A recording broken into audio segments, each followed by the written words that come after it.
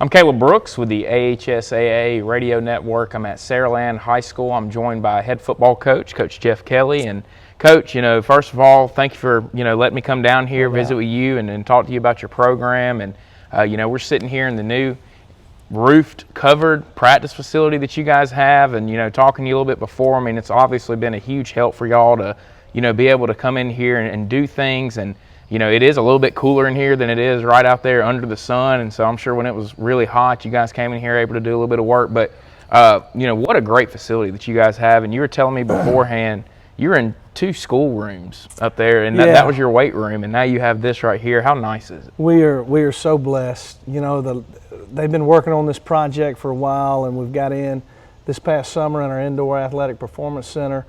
It is an outstanding place for all of our student athletes. They come down and train, regardless of sport, that kind of stuff. They train throughout the day.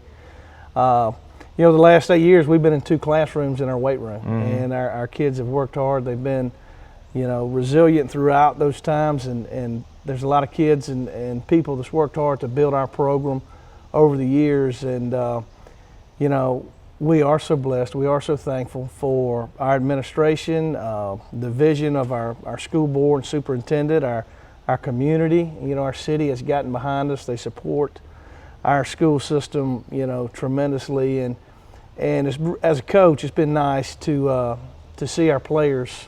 We've been in here since about August, to see our players come down here and take pride in having what we feel like is one of the best facilities anywhere. It's got this the indoor practice area. We've got a tremendous weight room. We've got locker room space, our training room, equipment. There was so much thought and detail that went into it, and we're excited to put it in play this year. Yeah, and I mean, to match it all, you got a beautiful stadium right up there that you guys get to play all your home games in, and it's been one of the top stadiums I think in the state since this place was built. It's one of the top places to play because of what it transforms into on Friday night. Our city and community comes out and supports, and they've been doing that, for a long time now. This is a really special atmosphere on Friday night. Our kids love playing at home. It's a tremendous advantage, I think, to be able to play here. You've been here every year but one, and you've really been able to establish your type of program, and make this place into the way that you want it to be as a coach. And you can kind of see that now with, state championship appearances. And now you guys are sitting at #1 in the state right now through 3 weeks of the season. And, it's crazy to see just how this place has really just got started and has all this success in such a short amount of time. That is so key, because we're really a young school system. We're going on our 9th season here together. It's not a one-man project at all. We've had a lot of tremendous student athletes come through over that time period. We've had a lot of tremendous coaches that's been here, that's invested into this program, that's invested into the lives of our students. And but we do take pride in doing things well here. When we play on Friday night, when we prepare, our kids have risen to the occasion more times than not. And we've had a good run. The last 5 or 6 years we've been able to make 2 trips to the Super 7. We're still short on winning that last game and that kind of stuff. But we're still, our kids, they're hungry to get better every day. I really like this football team we got this year. We've got a lot of things that we have not accomplished here that we want to get to. Talk about that a little bit, making 2 different state championship games and really getting as close as you guys have been both times to winning. It's not like, they've been bad. They've been really good football games both times. Absolutely. We've had two here at Saraland. I've had 2 opportunities there to take our team to Super 7. We've come up short in really close games against outstanding football teams. It's really been a great experience. When you look at in 14 and in last year in 2018, the lifelong experiences and memories that, our players, our cheerleaders, our band, our community, the things that, they're going to be able to take with them from those experiences and those games. I felt like our players really showed themselves well in those games and did a good job. We just came up a bit short against a really good team. So that's something that, we take pride in, but it's in the past. It's not something we sit around here and talk about a bunch with our kids. We want them focusing on that next practice, that next game, and all the things that we want to do this year, going forward as a football team. And, even though you guys didn't win it last year, you kind of really entered the season as the favorite, and you're still the favorite right now, according to a lot of people. and obviously it's a long year. Things can happen. Injuries can happen. But, to now really, you've really established a program here with consistency. I think that's the thing now is that, y'all made it, and then there was a few years in between where, maybe you weren't as good. Then you make it again, but now you're really seeing that this program is consistent year in, year out, and they're going to be competing. There's a difference between having a good football team and having a good program. And we want to have a good program. We want to be a team that year in and year out, we find a way to get it done. We find a way to win ball games. We find a way to represent our school and community the right way, and that's something that we're working on constantly. I don't feel like, we're there yet. We've got to continue to work daily to improve and to get better. But no, you're right. We don't want to be just, a school that's had a couple of good years. We want to be that way year in and year out. And our players have sort of took that ownership into there and have had great off seasons. And so we're excited about where we are. But we got big games every Friday night, no doubt. Obviously great players make great coaches, and you've had some really good players that have come out of here. You've had really good quarterbacks that have come out of here. And when you have that type of talent to work with, how much easier does that make your job as a coach? Without a doubt. Heck, great players do make great coaches. That definitely plays into it. And we've had a lot of outstanding, kids that's been here. When you look back to, over the last 6 or 7 years, I could name a bunch of kids. Just this past Saturday, I watched 4 or 5 Division I football games on TV on my couch, and I was looking at former players that we've had here and watched them play, and so I take great pride in that. But we've got those players that are on big-time football rosters in college, but we've also got countless players here that were tremendous competitors and warriors for our football team, for our football program. And I think those are the type of the kids that really build your program. It may not be the kid that plays in the NFL or on the Power 5 football roster on a Saturday or that kind of stuff, but it's the kid that goes out there and brings it every single Friday night for his school. He loves his program, he loves his school, and would fight tooth and nail to find a way to bring a victory home. And when that high school senior season is over, that may be his last football game. And we've had a lot of, really, really outstanding high school football players that sort of fit that criteria here, and they're a tremendous joy to coach. When talking about this facility again, when kids see that a school system, a school is willing to invest in them this way, do you think it helps with getting them to buy into your program a lot easier because they see, well, they're buying into us, so why would we not buy into this? I don't know. That's human nature to think, but we've operated at a pretty high clip over the last 8 years here with, lifting weights in 2 classrooms. And so I think the kids that want to train, they want to push themselves, they want to get better, they're going to do that regardless of, what kind of weight room they got or what that looks like. But it does make us as coaches, it gives us a lot more, ways to get them stronger. It gives us a lot more ways to get them more explosive. We got to do a good job of using the resources that we're blessed with to help our students be the best players that they can be. And, hopefully that'll give them some confidence to do some of the things you're talking about. Talking about y'all becoming a consistent program, things like that, but how do you get to that point? Because it's very easy for, kids that are younger to kind of be able to just feed off the success of the older guys and just think it's going to come to them easy. So how do you really, year in, year out, preach to your guys, look, you've got to do more. You've got to do more and really get them to buy into that. I think that may even be a little bit too, far-sighted. In order to be that kind of program, I think you just got to focus on, being the best you can be today. Going out there and trying to improve on, your craft today. trying to get stronger and more explosive today. You've got to do that, and that's got to become a mindset. That's got to become sort of who you are and what you do. And then you got to have tremendous support from your community and from your feeder schools and from your parents and, all the aspects of a community school, a city school like we are. All those things play into it. Mm-hmm. When there's so much support. When I'm a 6th or 7th grade kid at our Saraland Middle School, and they see the kind of outpouring of support that comes from our community on a Friday night for our players, it makes those young kids, think about that when they get older and dream about those days when they get to be a high school football player. And I think that just it sort of keeps the ball rolling a little bit. And so we want to be the best we can be today, right now, and we've got tremendous support, and I think that just, breeds excitement, and, it makes those younger kids just want to keep that legacy going. Not only football here has been successful, really a lot of sports here. I mean, there's not many that aren't successful. How much does that help when basically it's a winning culture here? How much does that help with your team really just knowing that, it's expected to win, but it's a winning culture here. I mean, people know how to win. Well, everything here is about the school.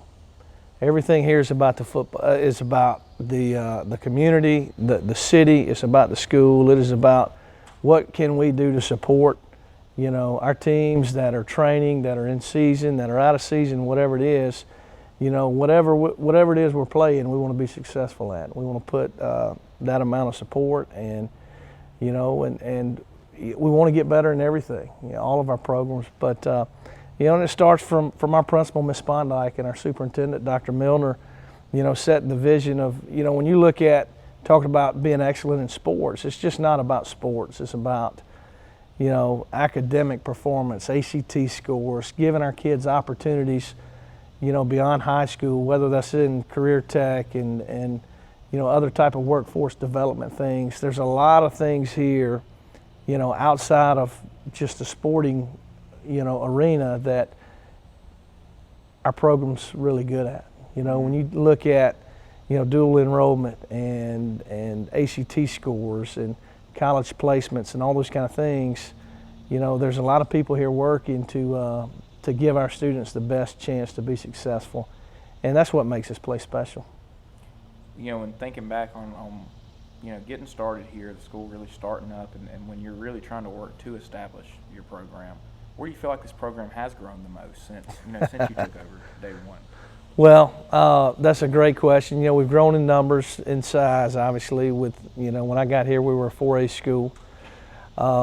It's hard to put a finger on it. It's you go to work and you try to do the things daily to get better, and you don't really sit back, and we probably don't take the time to reflect enough at those kind of things, and there may be other people that do that, but I feel like some of the things that we do well across the board from an athletic standpoint is our strength and conditioning situation. Mm-hmm. John Herschel is our strength coach, and he trains all of our student athletes. Everybody that plays a sport here, he trains them in the same arena, the same weight room, and they're all on the same program.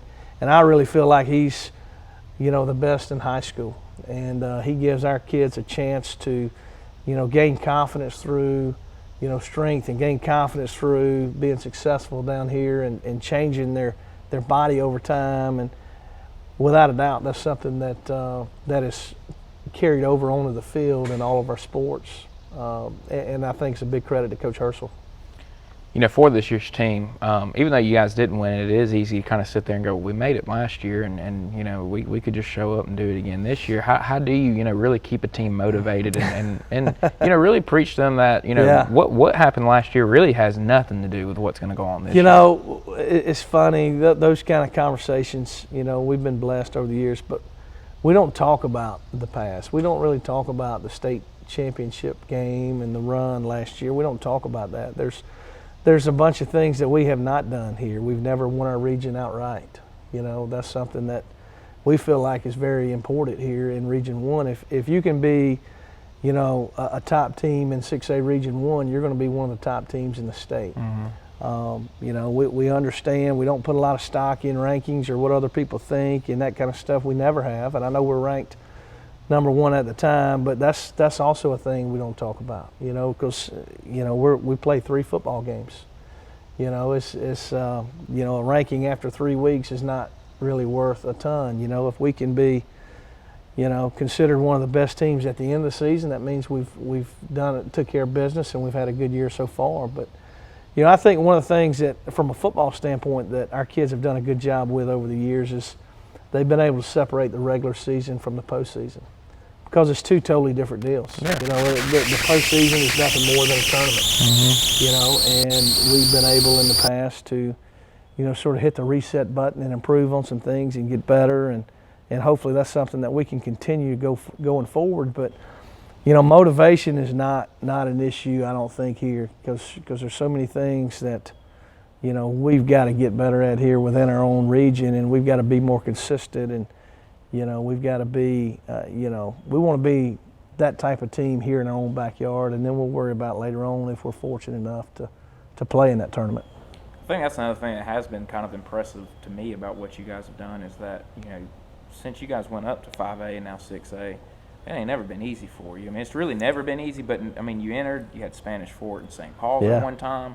Then you go up to 6A, and now you've got St. Paul's, Spanish Fort, and you add in Daphne in there. Yeah. And it's been tough, but you guys have really been able to accomplish a lot. Even though you haven't won the region, you know, like you mentioned, your guys have just really been able to separate the fact that what you did in the regular season has nothing to do with what you've done in the postseason. And y'all have been on some really good runs, and like you said, 2 state championship appearances. You know, we have, and it's not supposed to be easy.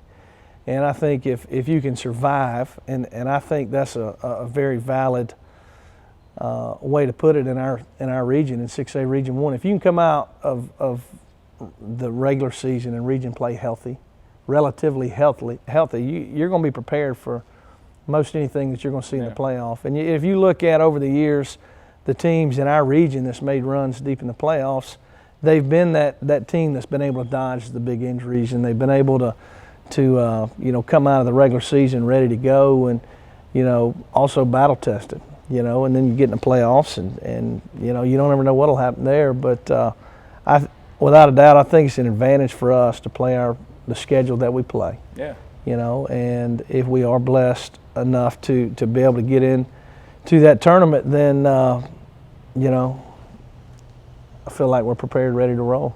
Yeah, and I mean, that's another thing I was going to say is that you got to feel like, even though you may not win the region and come out, you know, the champion the way you want to, that just going through that competition, you're not going to see much better than, you know, really the other 3 teams that I named in the playoffs. Well, and there's so many teams in our region that are good enough to be playoff teams, that are good enough to win the region. And so you really don't have that time throughout the season to relax. And that's, as a coach, that's one of our biggest fears. You don't ever want your team to relax. You don't want them to lose that edge and that kind of stuff. And for us, you know, when we prepare our team week in and week out, it's not coach speak. It's not just, you know, empty words that are coming from a coach. It's the reality of 6A Region 1. You got to be ready to play. You got to be ready to play well. And if you're not, you're going to get embarrassed. If you're not, you're going to be sitting there the first week in November watching everybody else play. And it doesn't matter if you rank this or rank that. You know, there's a bunch of teams in our region that can hurt your feelings. And so I think that you talked about the motivation thing. I think that requires you to practice and play with that playoff mentality throughout the year.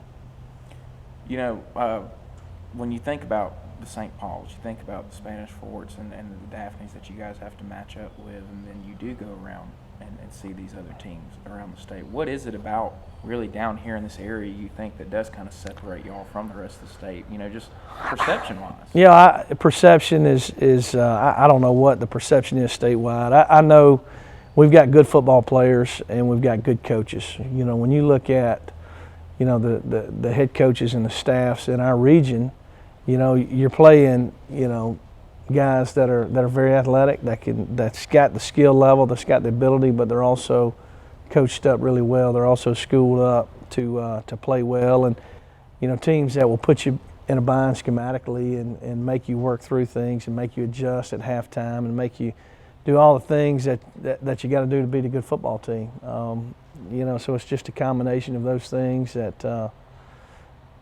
coupled with just good football down here in the Mobile, Baldwin County area, it's a challenge. You guys have also ran into a lot of rematches in the playoffs.